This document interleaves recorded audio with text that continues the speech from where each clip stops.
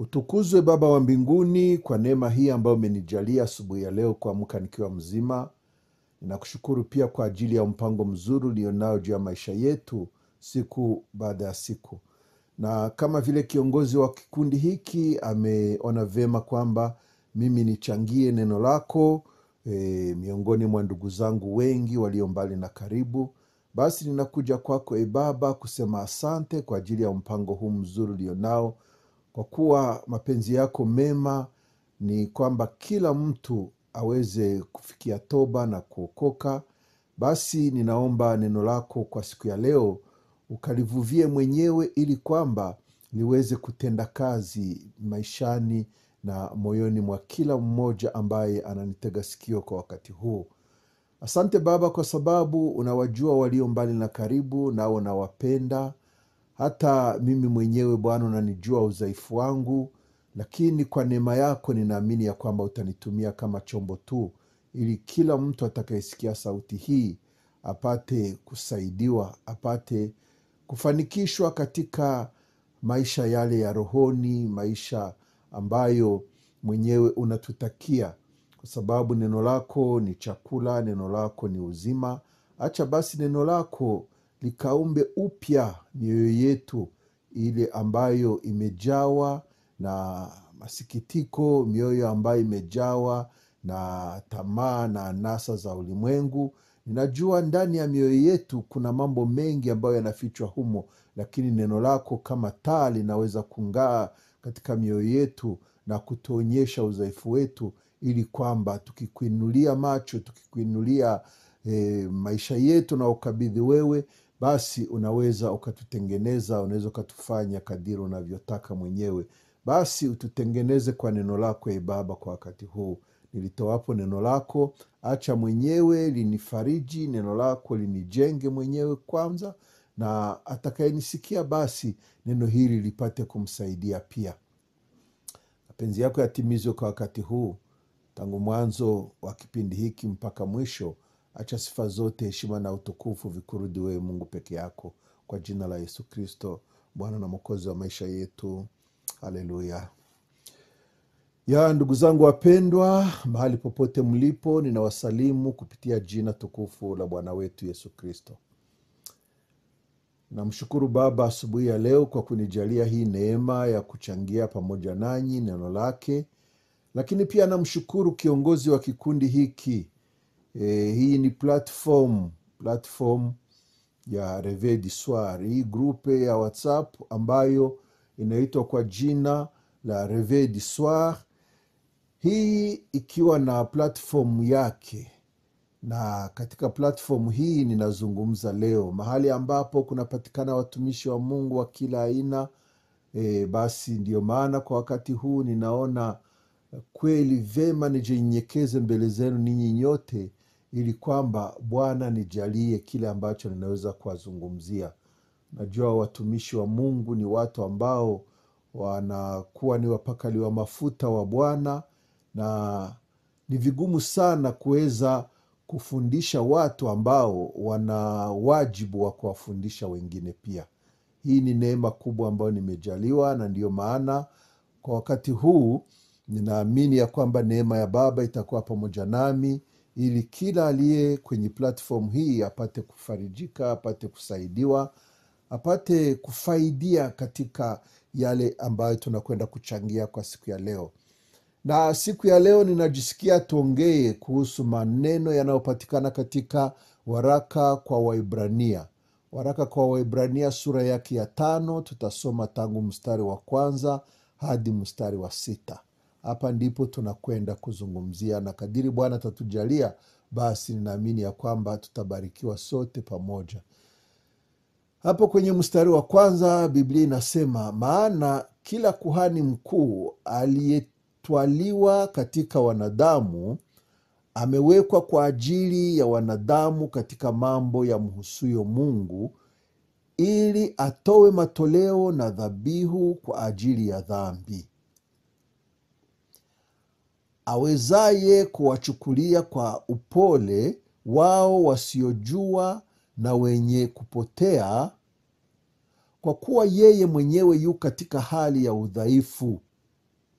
na kwa sababu hiyo imempasa, kama kwa ajili ya watu, vivyo hivyo kwa ajili ya nafsi yake mwenyewe, kutoa dhabihu kwa ajili ya dhambi. Na hapana mtu ajitwaliaye mwenyewe hekima hii, ila yeye aitwaye na Mungu, kama vile Haruni. Vivyo hivyo Kristo naye hakujitukuza nafsi yake kufanywa kuhani mkuu, lakini yeye aliyemwambia, ndiwe mwanangu, mimi leo nimekuzaa. Kama asemavyo mahali pengine, ndiwe kuhani milele kwa mfano wa Melkisedeki. Haya maneno tunayoyasoma hapa ni maneno yanayohusu ukuhani. Hapa tunaona ukuhani wa wanadamu, pia tunaona ukuhani wa Bwana wetu Yesu Kristo. Lakini hata hivyo, ukuhani wa mwanadamu hauwekwe ama hautiwe na mwanadamu, bali ni Mungu mwenyewe ndiye amewachagua watu na kuwapatia ukuhani. Kuhani mkuu alikuwa ni mtu ambaye yuko hapo kwa ajili ya watu, lakini akifanya kile ambacho kinamhusu Mungu. Huyu kuhani mkuu ambaye tunamjua, kuhani wa kwanza katika Biblia ambaye tunamjua ni Haruni, ndugu yake Musa. Maneno haya tumeyasoma, nayo yanasema, maana kila kuhani mkuu aliyetwaliwa katika wanadamu amewekwa kwa ajili ya wanadamu katika mambo ya mhusuyo Mungu, ili atoe matoleo na dhabihu kwa ajili ya dhambi. Ninajua walio wengi kwenye grupe hii ni watu ambao wanaongea Swahili ile ya Kongo, Swahili ya Kongo, na kama tunavyojua huwa inaleta shida sana tunapoongea Swahili hii, Swahili ungwana, sijui Swahili Tanzania. Yaani hii Swahili ambayo tunaizungumzia hapa, wakati mwingine inaleta matatizo kwa wengine. Ndiyo maana ninataka tusome hata kwa Kifaransa, ili wale wasema Kifaransa nao wapate kufaidika, yaani waelewe kile ambacho tunakizungumzia. Nous lisons dans l'Épître aux Hébreux, chapitre 5, du verset 1 au verset 6. En effet, tout souverain sacrificateur pris du milieu des hommes est établi pour les hommes dans le service de Dieu, afin de présenter des offrandes et des sacrifices pour les péchés.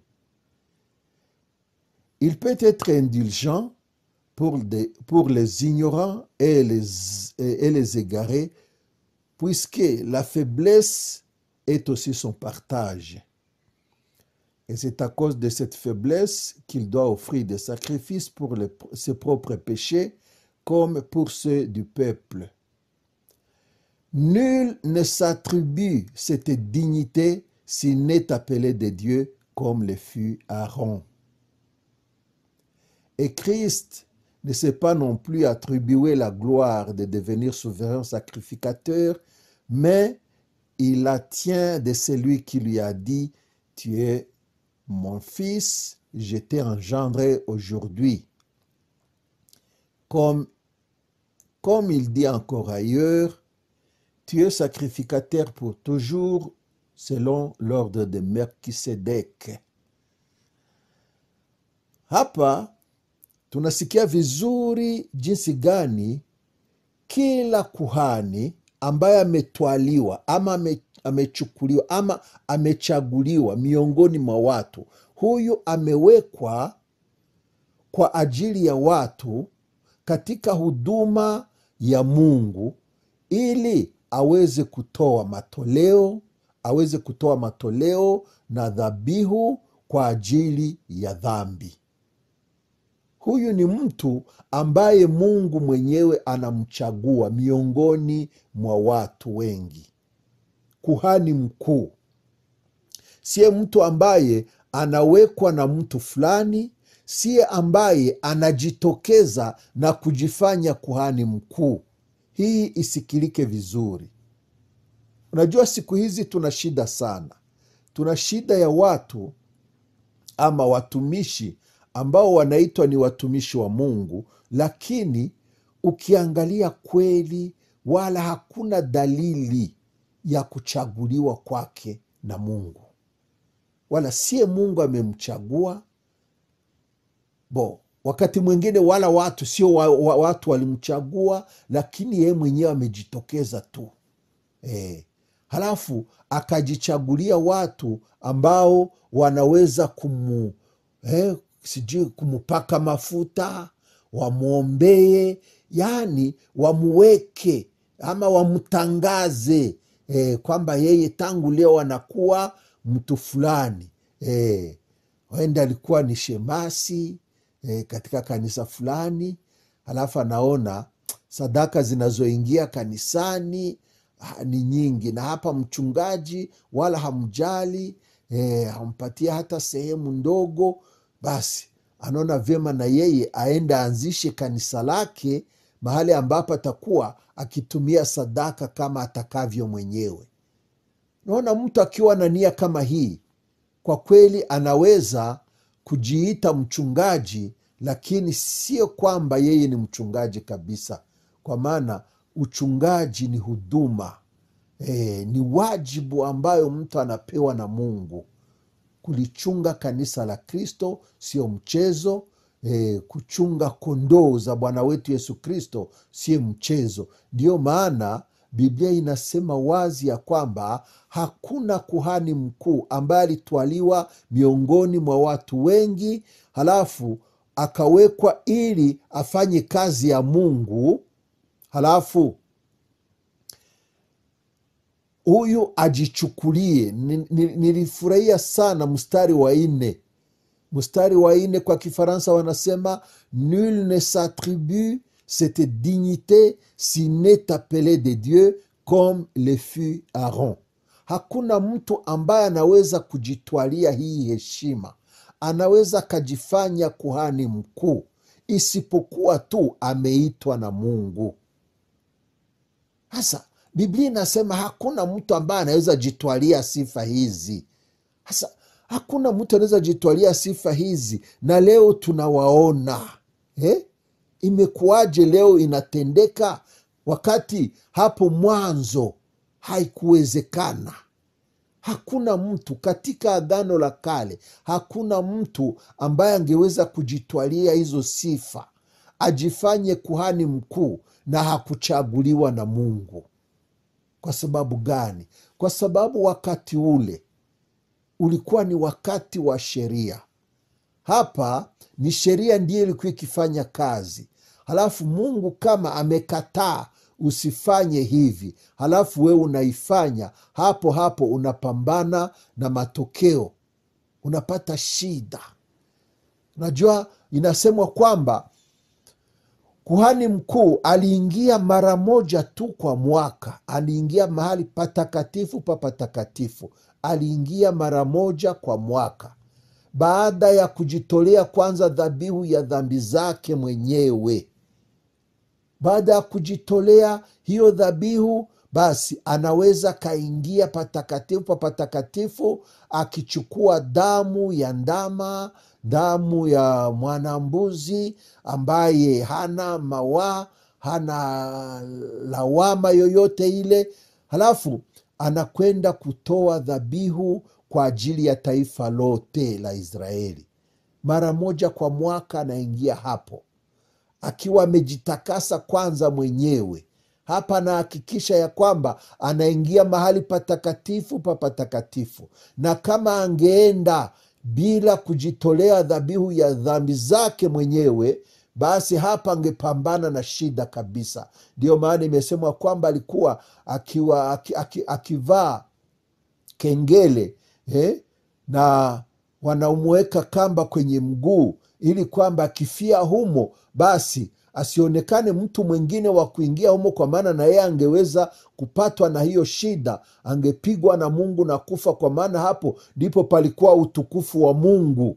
katika mahali patakatifu pa patakatifu, yaani sehemu ya tatu ya hilo hema ambalo Mungu amemwambia Musa akalijenge huko jangwani. Basi wanamuweka kamba kwenye mguu ili kwamba watakaposikia haongei tena wala hatikisiki, kengele haisikiki, basi hapo wahakikisha huyu amekufa, alafu wakokote mguu. Alafu wanakokota, wanasikia, akisikia wanakokota kamba na bado yuko hai, basi anaweza kutikisa hiyo kengele na watu watasema angali mzima, angali hai. Basi hivi ndivyo ilivyokuwa katika nyakati zile, katika Agano la Kale. Hapa hapakuwa mtu ambaye angeweza kujitokeza na kujifanya kuhani mkuu kama sio Mungu ambaye amemchagua. Lakini sasa katika wakati huu wa neema, katika Agano Jipya, tunaona watu wanajifanya makuhani. Unaona mtu anajifanya kuhani mkuu. Anatengeneza sijui kofia ndefu na kanzu, halafu analeta hiyo fimbo kama ya Haruni, fimbo ndefu na kofia na kiti ya heshima kabisa, na ketishwa hapo na watu wanamzunguka. Wale wengine pia ambao nao wamejifanya maaskofu wanamuweka mikono, wanampaka mafuta, wanamtangaza. Basi leo anakuwa na yeye kuhani mkuu. Na bado anaendelea kuishi, na bado anaendelea kuzulumu watu mali yao.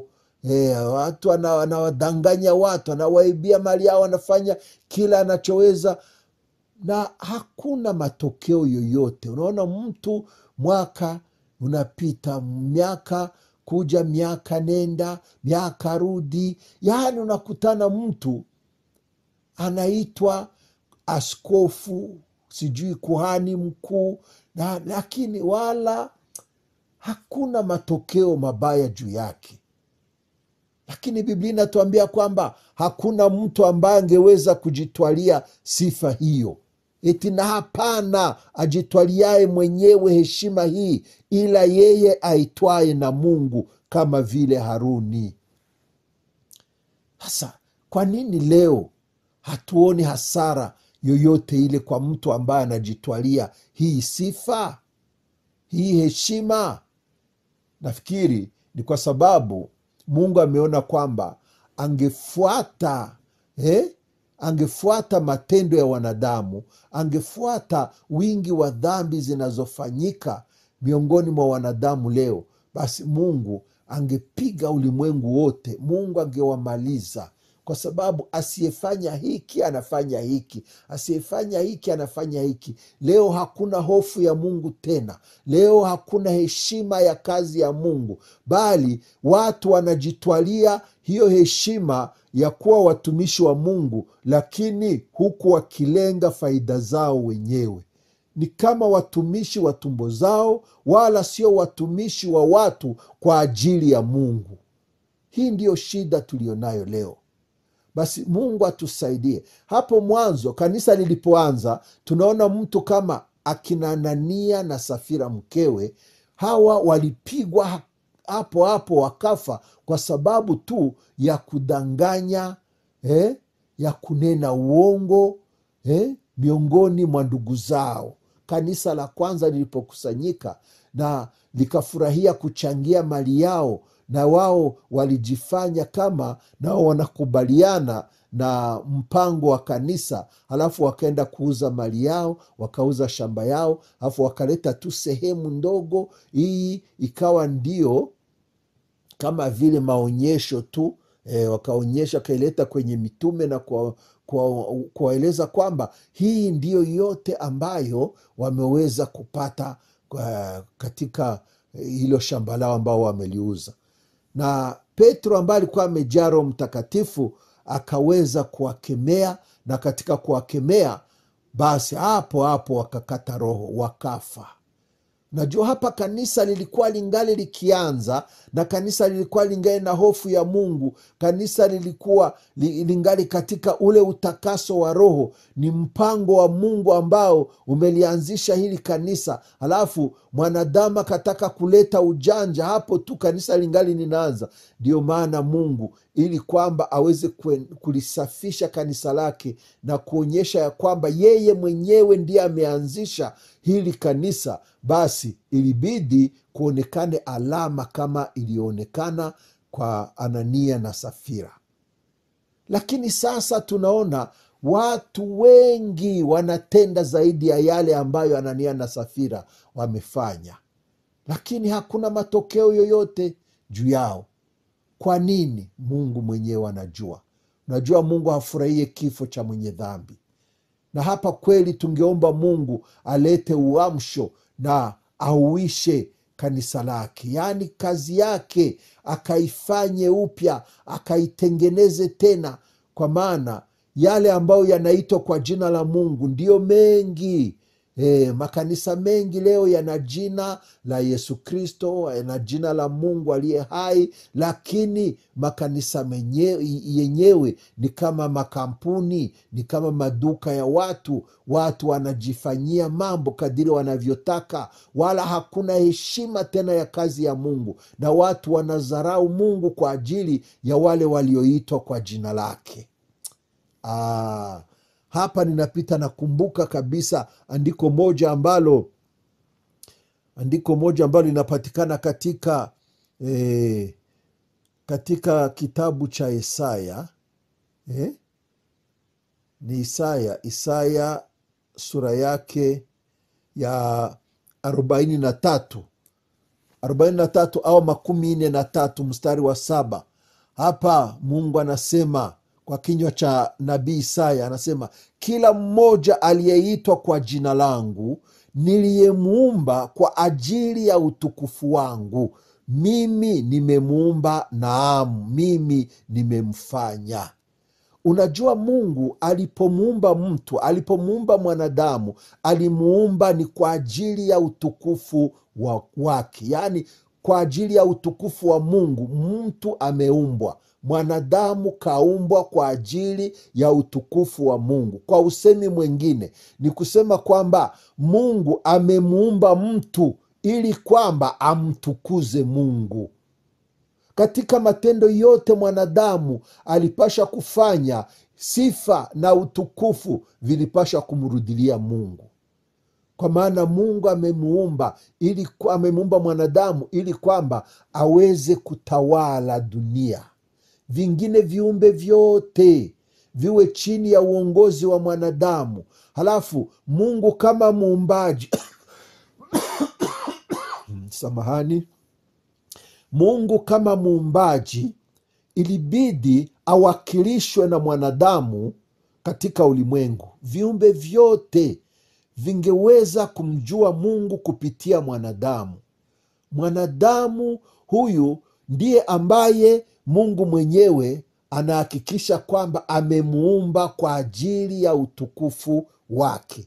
Lakini sasa imekuwaje? Mwanadamu kafanya nini? Tumeona mwanadamu anajichukulia utukufu, akamsikiliza huyo joka wa zamani, huyo shetani mjanja, akamdanganya, akamwambia kwamba huyu akifanya kile ambacho ni kinyume cha mapenzi ya Mungu, basi yeye atakuwa kama Mungu. Unasikia hiyo hali ya kutaka kujiinua, hiyo hali ya kutamani kuwa zaidi ya vile ulivyo ama jinsi ulivyofanywa na Mungu. Hiyo roho ikainuka ndani ya mwanadamu, na yeye akatafuta kujilinganisha na Mungu, kama alivyofanya Lusifa mwenyewe katika mbingu, wakati ule ambapo aliingiwa na kiburi, na yeye akatafuta kukiinua kiti chake na kujilinganisha na Mungu, alafu akatupwa chini. Mwanadamu na yeye akataka zile sifa za Mungu azichukue. Hakukumbuka kwamba yeye ameumbwa kwa ajili ya sifa za Mungu, kwa ajili ya utukufu wa Mungu, alafu akatafuta kujinyakulia hizo sifa. Lakini hapa tunaona Biblia inasema, maana kila kuhani mkuu aliyetwaliwa katika wanadamu amewekwa kwa ajili ya wanadamu katika mambo yamhusio Mungu, ili atoe matoleo na dhabihu kwa ajili ya dhambi, awezaye kuwachukulia kwa upole wao wasiojua na wenye kupotea, kwa kuwa yeye mwenyewe yu katika hali ya udhaifu. Unajua, huyu mtu ambaye amechaguliwa na Mungu alikuwa ni mtu ambaye yeye mwenyewe ana moyo wa kuweza kujitambua udhaifu wake. Mungu ambaye anachunguza mioyo aliona mtu kama Haruni, akasema huyu, kwa sababu yeye mwenyewe anajua udhaifu wake, huyu anaweza kuchukuliana na wadhaifu wengine. Huyu ambaye anaonekana kuwa na udhaifu, basi anaweza vumilia makosa ya wengine, anaweza kaonekana mpole machoni pa wale watendao dhambi. Mungu anamchagua kutokana na moyo ambao anaona ndani yake, kama vile alivyomchagua Daudi mtoto wa Yesai, huyo ambaye ni mfalme wa Israeli. Mungu anachunguza moyo, anaona huyu anastahili, eti awezaye kuwachukulia kwa upole wao wasiojua na wenye kupotea, kwa kuwa yeye mwenyewe yu katika hali ya udhaifu. Unajua, mtu ambaye anajawa na kiburi, mtu ambaye anajiinua, mtu ambaye anajawa na sifa zake mwenyewe, katika ujuzi wake hawezi kuvumilia wale ambao hawajui, wale ambao tunaita sijui wajinga, watu wasiojua. Najua mtu msomi kama hana moyo wa Mungu kabisa, huwa anadharau wale ambao hawakuingia shule, wale ambao hawakusoma. Anawadharau. Akiongea na wao anajua huyu ni mzee wa mtaani, hakwenda shule. Lakini akiongea naye huwa anatumia sijui Kiingereza kirefu, Kiswahili, Kifaransa kirefu, yani hajali. Anatafuta ajionyeshe kuwa yeye ni mtu wa ajabu. Na watu kama hawa Mungu hawezi kuwachagua kuwa makuhani wake, haiwezekani.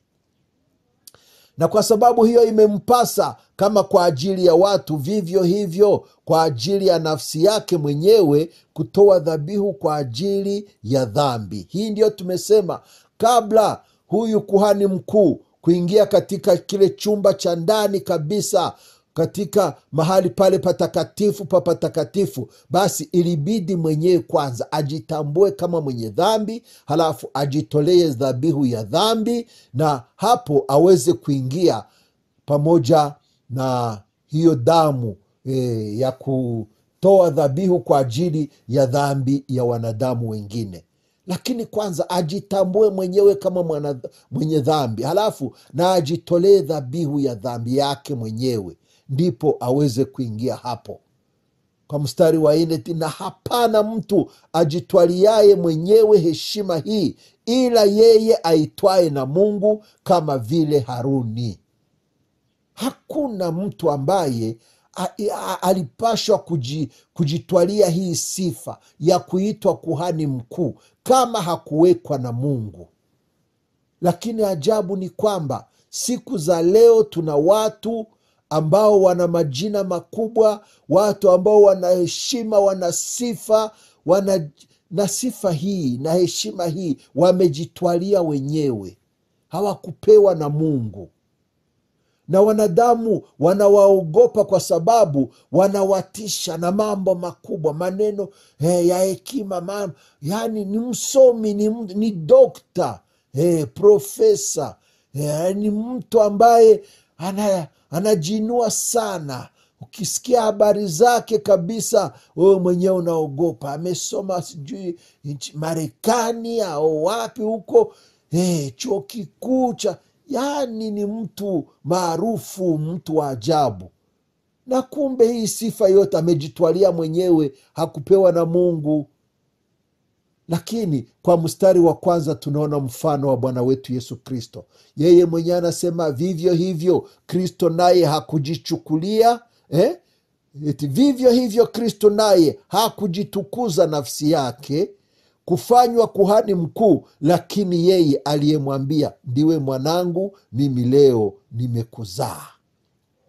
Nasikia hata Bwana wetu Yesu Kristo mwenyewe hakujichukulia hiyo sifa, hakujitwalia hiyo sifa, hakujitukuza nafsi yake kwa kufanywa kuhani mkuu. Ndio maana alipokuwa hapa ulimwenguni, wakati wowote tulikuwa tukisikia mwenyewe akijiita mwana wa Adamu, sijui mwana wa Mungu, sijui Baba apendacho Baba. Mimi sikuja kwa niaba yangu, sikuja kufanya mapenzi yangu, bali ninayoyafanya ni yale ambayo nimeyaona kwa Baba. Kile ambacho nimesikia kutoka kwa Baba ndicho ninachokifanya. Yaani unakutana huyu Bwana wetu Yesu Kristo anajinyenyekeza. Hakuchukua sifa hizi kwa ajili yake mwenyewe, lakini amekubali kunyenyekea chini ya yule ambaye amesema, mimi leo nimekuzaa, ndiwe mwanangu, mimi leo nimekuzaa. Kama asemavyo mahali pengine, ndiwe kuhani mkuu kwa mfano wa Melkisedeki. Ni Mungu mwenyewe amempatia hiyo sifa. Ni Mungu mwenyewe amempatia huo utukufu. Sembuse sasa sisi ambao ni wenye dhambi. Najua Yesu hakufanya dhambi hata siku moja. Huyu Biblia inasema wala hakujua dhambi. Lakini sasa sisi wenye dhambi, mbona tunajichukulia sifa hizi? Tunajifanya watu wa ajabu. Ndugu zangu wapendwa ambao mnapatikana kwenye platform hii, ninyi watumishi wa Mungu ambaye mnanisikia mahali popote mlipo, ninawasihi ndugu zangu wapendwa, katika pendo la Mungu wetu, huyu Mungu ambaye ni pendo, katika pendo la Bwana wetu Yesu Kristo ambaye ni kichwa cha kanisa hili ambao tumejifanya viongozi wake. Jamani, turudi, tufikiri, tafakarini njia zenu, ninyi ambao mnanisikia kwa wakati huu. Mimi mwenyewe ninasikia hofu, mimi mwenyewe ninatetemeka ninapoongea neno hili, lakini hata hivyo mimi nahakikisha bado sijajitwalia sifa za Mungu. Mimi mwenyewe sijajifanya mtu wa ajabu. Mimi nilipojaliwa neema ya kuweza kutangaza hili neno la Mungu, basi tangu hapo nimekubali tu kuwa chombo. Mimi sio kitu, wala sivutie mtu yeyote, wala kukote mtu nyuma yangu. Sitaki mtu ambaye anaweza akanifikiria zaidi ya jinsi anavyoniona. Yaani ninaogopa kabisa kujifanya mtu wa ajabu, kwa sababu ninajua mimi mwenyewe ni mdhaifu sana. Ninajua ya kwamba mimi si kitu, na ninachoweza ukifanya ninakifanya tu kwa neema ya Mungu. Sio mapenzi yangu mimi kuweza kutangaza hili neno lake, sio mapenzi yangu mimi kuweza kulisimamia kanisa lake la mahali fulani, lakini ni mapenzi ya Mungu. Ni Mungu mwenyewe ndiye ameniita nifanye kazi yake, na kama ninafanya kazi yake, kama ninahudumia watu, sio watu wangu, ni watu wake, basi na nguvu ninazozitumia ninahakikisha ya kwamba ni nguvu za Mungu zinazotenda kazi ndani yangu, kwa sababu mimi mwenyewe siwezi lolote isipokuwa tu Bwana nijalie neema. Na ninakusihi ndugu yangu, wewe unayenisikiliza kwa wakati huu, fikiri ama utafakari kuhusu neno hili. Tafadhali usije ukajichukulia laana, ukichukua nafasi siyokuwa yako, kwa sababu siku inakuja ambayo Bwana wetu Yesu Kristo aliyekuja kwanza kutoa uhai wake kwa ajili ya dhambi zetu, siku inakuja ambapo anarudi kuweza kumlipa kila mtu sawasawa na matendo yake. basi kumbuka siku hii itakuwa ni siku ya hatari, siku ya kilio na kusaga meno kwa walio wengi. Na kumbuka kwamba hukumu ya Mungu inaanzia katika nyumba yake. Wale wanaoitwa kwa jina la Mungu, hao ndio hukumu inaanza kwao. Na ikiwa hawa watapigwa, basi kumbuka wale wasiomcha Mungu, wale wenye dhambi, kumbuka ni hukumu gani ama ni shida gani itakayowapata hao ambao wanaitwa ni maadui wa Mungu. Sasa wewe ambaye unaitwa kwa jina la Mungu, lakini sasa unatenda mambo ambayo ni ya kumwaibisha Mungu, kumbuka wewe hukumu inaanza juu yako. Na ndio maana huyu Yakobo akasema katika sijui ni sura ya 3 hapo mstari wa 1 anaposema ndugu zangu wapendwa, acha tusome labda hapo tu kwa kumalizia kabisa, kwa maana nimeongea mengi na sio vizuri kuongea sana, lakini nataka tukumalizia kwa mstari huu wa 1. Anasema ndugu zangu, Yakobo sura yake ya 3 mstari wa 1 anasema ndugu zangu, msiwe waalimu wengi, mkijua ya kuwa mtapata hukumu kubwa zaidi. Anasema ndugu zangu, msiwe waalimu wengi, mkijua ya kuwa mtapata hukumu kubwa zaidi. Basi leo kama naitwa mwalimu, kama leo ninaweza kutoa neno la Mungu, inabidi kwanza nihakikishe ninalitoa neno la Mungu kama nani. Ni nani ambaye amenifanya mhudumu? Ni nani ambaye amenifanya mwalimu? Ni nani ambaye amenichagua ili kwamba niwafundishe watu? Hili ni swali ambalo inabidi nijiulize kwanza. Alafu swali la pili pia ni kwamba ninapoongea neno la Mungu ama ninapowafundisha watu, nia yangu ni gani?